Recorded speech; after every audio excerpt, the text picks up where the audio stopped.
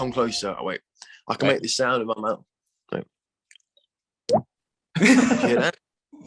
I'm sitting talking to the stars. Oh, how I wonder what you are. You know it's fucking with my heart. And it breaks for you. Don't wipe the tears from my eyes. So first of all, happy early birthday to you. Thank you. How do you plan to celebrate this year? Okay, so this year, because my EP comes out on the day that my birthday is, I think I'm going to be doing a lot of this kind of stuff, you know, which is fun. So I'll be doing like interviews and stuff like that, which is great. And then at night, I'm going to a restaurant in London with like 12 of my friends and family. And then we're just going to have food, maybe get a little bit drunk. I don't know, we'll see. And just have a nice night, you know. I feel like the last few years, birthdays haven't been the best because obviously I haven't been able to do a lot. So I think hopefully this year is going to be a nice birthday. Yeah, that sounds fun, all right. Now, as you mentioned, your new EP, Views from the 23rd Floor, is coming out on your birthday. Now, you haven't released a proper body of work since 2017. So can you tell us a bit about how this project came about? Yeah. So, like you said, I hadn't had a project of work come out for a long time. And I hadn't realised it until, well, last year. And I was thinking of putting out another, more singles. And I was like, wait, I actually haven't put out anything that is a body of work for a long time. And it's fun doing singles here and there, but there's no like story or there's no like cohesiveness to it. It's all just like, a summer song and then like a slower song and then a pop song, So I wanted to make sure I had at least like an EP, at least, to have out there for people to listen to rather than just random singles all the time. And also I had an album that was supposed to come out during the first lockdown in 2020. And we kept postponing it because obviously we couldn't go out and promo it and do anything with it. And then we ended up cancelling it. And then I was like, you know what, I at least want to release something. If I couldn't put out an album, I'd rather put out an EP at least for everybody. So, yeah. Mm-hmm. Right. And which song was the hardest to create on the EP? Oh, that's a good question. Which song was the hardest? Mm-hmm. It was actually the song Talking to the Stars. Because it had kind of like quite a fast kind of like rappiness to it in the verses. And I don't know if you can tell, but I've got a bit of a lisp that I have. And it kind of gets in the way sometimes when I sing. So when I'm doing like really quick singing, like it goes all, And it was quite difficult to record because every single word, I'm such a perfectionist that I wanted to make sure I didn't have a lisp in every word. So that was pretty hard to record. But other than that, everything else was pretty easy actually. It was all right. Yeah, right. And can you explain the meaning behind the title? So Views from the 23rd Floor, it's kind of like a metaphor for, I've grown up over the last probably like 3 or 4 years in like hotel rooms around the world. I've been so lucky to travel and go to all these amazing different countries, and I was always in a hotel room. And I used to look out of the hotel room and in every city, and normally I'd have like the most incredible views over the cities that I went to. And obviously I'm going to be 23 when this EP comes out.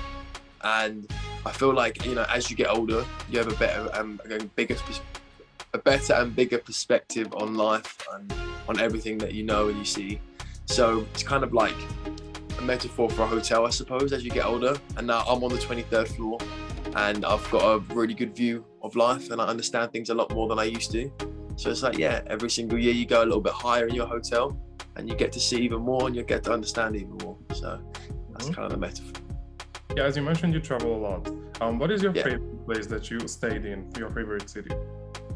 Wow, that's a good question. My favorite city that I've been, I went to Tokyo, went to Japan, and that was incredible. That was so cool. It was just felt so different to anywhere I've been to.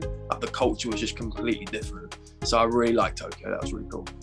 All right, now you've been in this industry for several years now. I'm wondering, what was your most unforgettable experience of your career so far?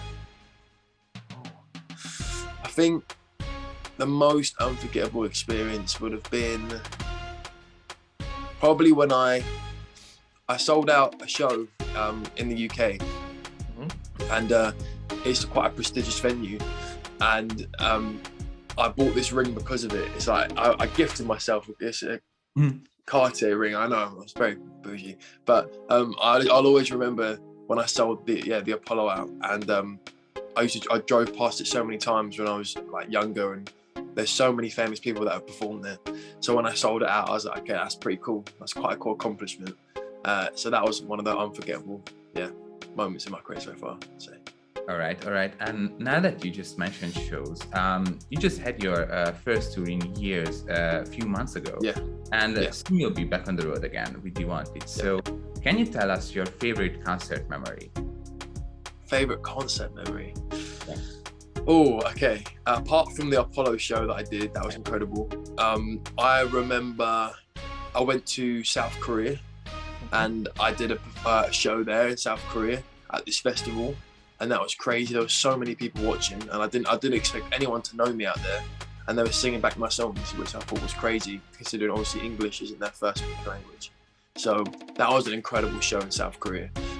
Another one that was really good was when I did Wembley Stadium for it's called the Summertime Ball in the UK. It's like and I performed there with Jonas Blue, and that was in front of like 80,000 people, and that was like scary. And I came up from the floor, I felt like a really cool pop star. And I rose up, and my legs were shaking. It was mad.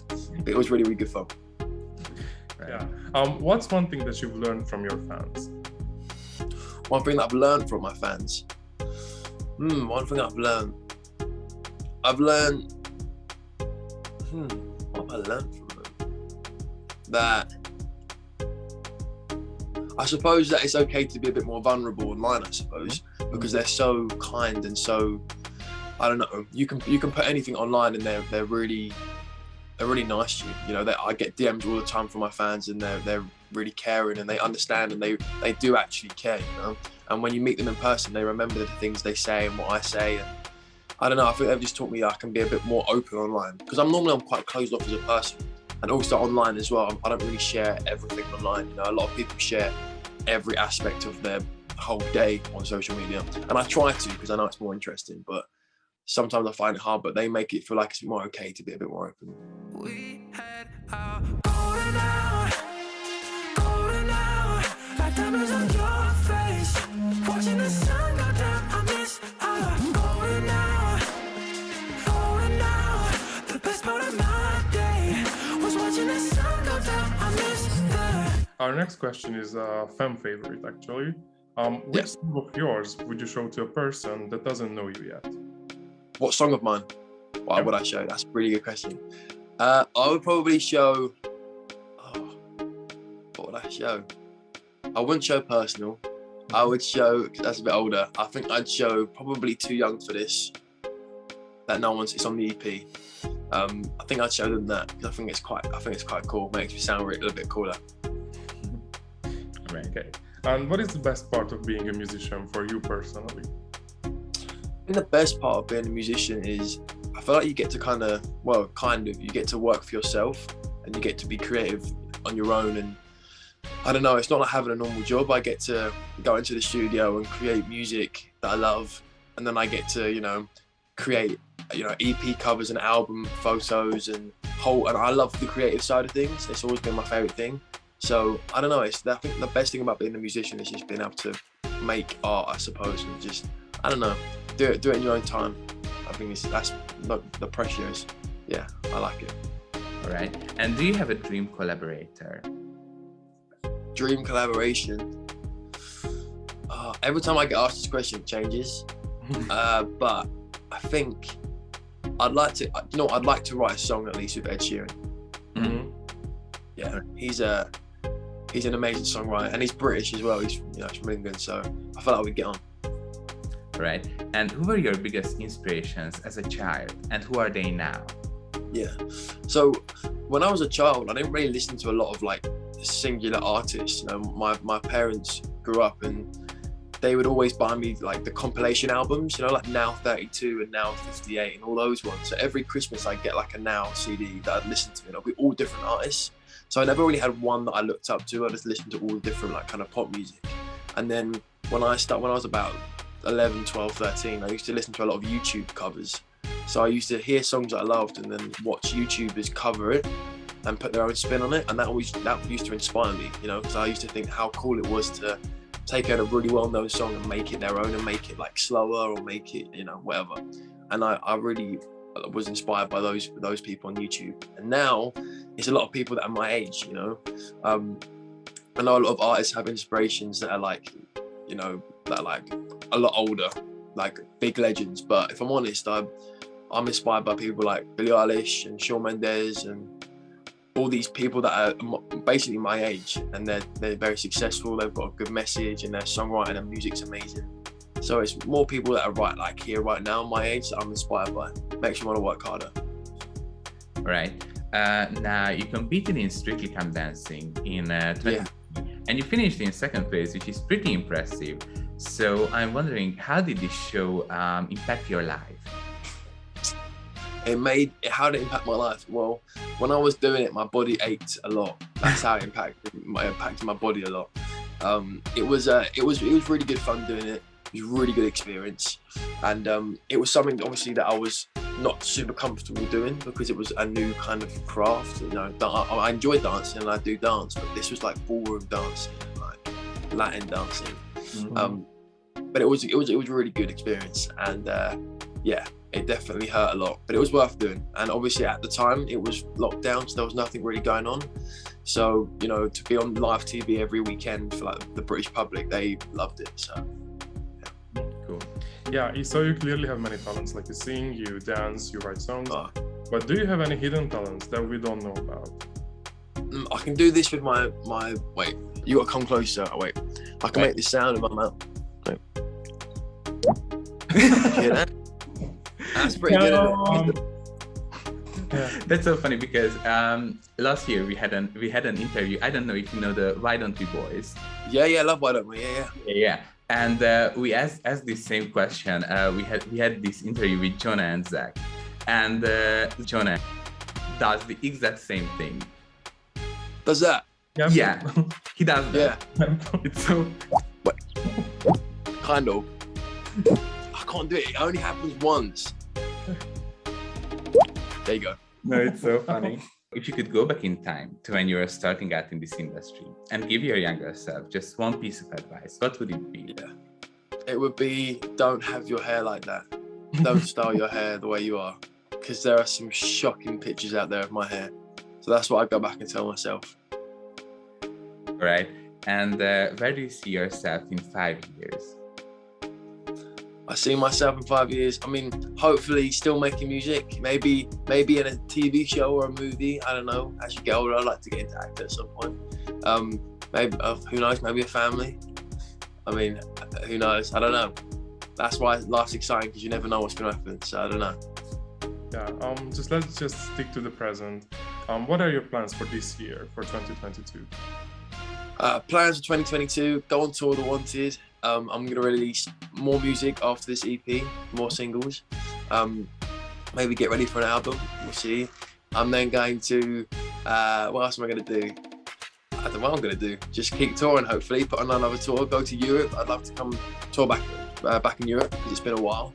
And yeah, we'll just see what happens, really. Just, who knows? Okay, and then finally, is there a message that you would like to share with your Hungarian fans? All my Hungarian fans, if I have any, maybe I do. I want to say thank you for all the support, and hopefully I can come see you guys very, very soon. I'd love to. I'm doing a Europe tour at some point in this year, so if I can come to Hungary, I'd love that to see you guys. But yeah, thank you for the support, and yeah, I'll see you guys soon.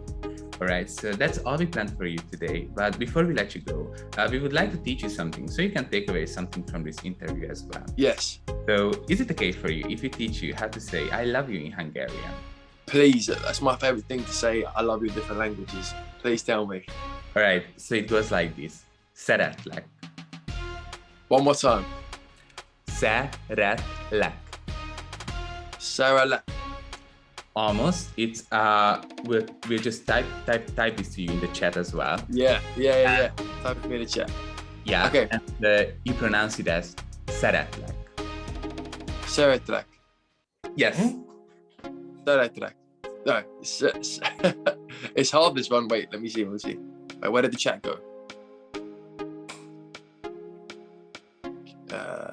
Did you Did you find find it? it? Saretlak. Yeah. Yes. Yeah, Yes, that's that's it. it. Okay, Alright. I'll take that. I'll take that. All right. So Harvey, thank you so much for taking the No, time. thank you guys. It was I a really real appreciate pleasure. it. And we're just really looking forward to seeing you here in Hungary.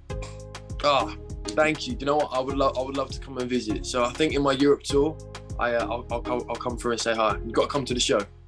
Yeah, we will. Absolutely. Thank you so Thank you. much. Enjoy Thank your you guys. and your birthday as well. Cheers. All right, I'll see you guys very soon. Okay. Thank you. Thank you. Bye. Bye guys. Bye bye.